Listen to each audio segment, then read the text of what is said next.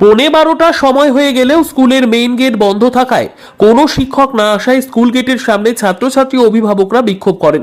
ঘটনাটি ঘটেছে উত্তর দিনাজপুর জেলার ইসলামপুর ব্লকের গোবিন্দপুর গ্রাম পঞ্চায়েতের ভদ্রকালী হাই স্কুলে।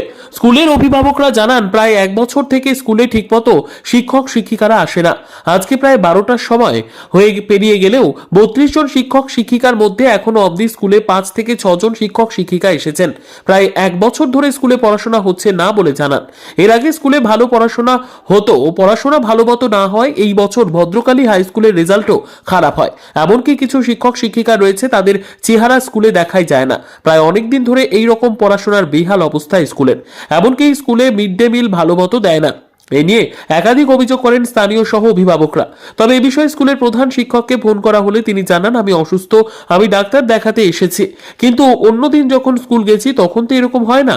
আজকে কেমন হলো তা আমি জানি না। তবে এই ঘটনার খবর পেয়ে ছুটে আসে ইসলামপুর থানার রামগঞ্জ আউটপোস্ট ফাঁড়ির পুলিশ। ঘটনার তদন্ত শুরু করেছে পুলিশ। এখানে আমরা 1 বছর ধরে প্রতিদিনের মতো স্কুল 10:30 গেট খোলার কথা, কিন্তু আজকে 11:30 অবধি গেট খুলে নাই। তার জন্য আমরা এখানে প্রতিবাদ করতেছি, বিক্ষোভ করতেছি, যেন সময় মতো স্কুলটা খুলে, সময় মতো স্কুলটা বন্ধ হয় আর ভালো মতো ক্লাস চলে। আর এই নিয়ে ভিতরে ভিতরের বাচ্চাদের নিয়ে একটা নিজেদের মধ্যে মাস্টাররা ভিতরে গিয়ে এখন 12:30টায় কিছু বাচ্চাদেরকে উস্কানি দিতে বাচ্চাদের মধ্যে নিজেদের মধ্যে লাগাইছে। আমার ভাস্তার সঙ্গে মাস্টার মশাই বলে একটা বাচ্চাকে উনাকে ধরো, সেই নিয়ে ভিতরে বাচ্চাদের মধ্যে তুমুল লড়াই চলতেছে। সেটা এখানকার প্রশাসন দেখুক। আমরা বলে বিডিও ম্যামকে আবার ফোন করবো, আমি ফোন করছিলাম।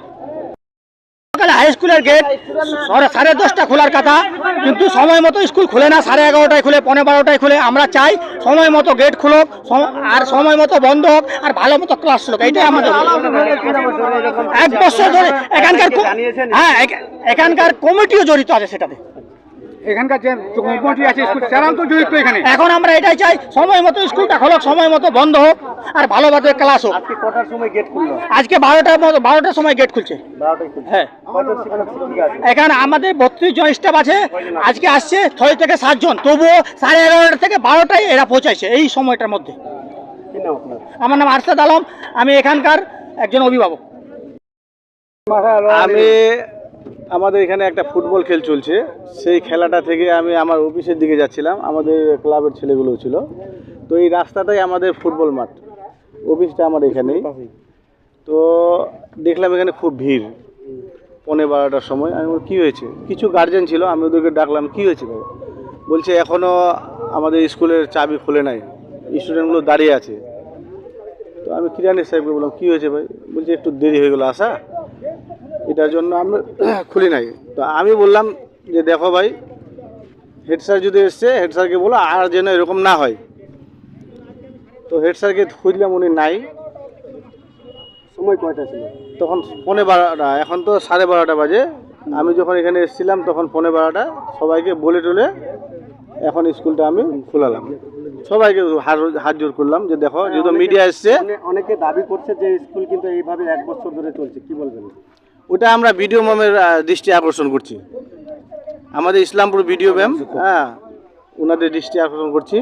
আমাদের প্রধান, যারা জেলা পরিষদের মেম্বার আছে, যারা আমাদের এখানকার প্রতিনিধি আছে, সবাইকে আমরা বলছি যে আপনারা যেন এই দৃষ্টি আকর্ষণ। যদি 12টার দিকে খোলে তাহলে স্কুলের ছাত্রছাত্রীদের ভবিষ্যৎ নিয়ে কি বলবেন?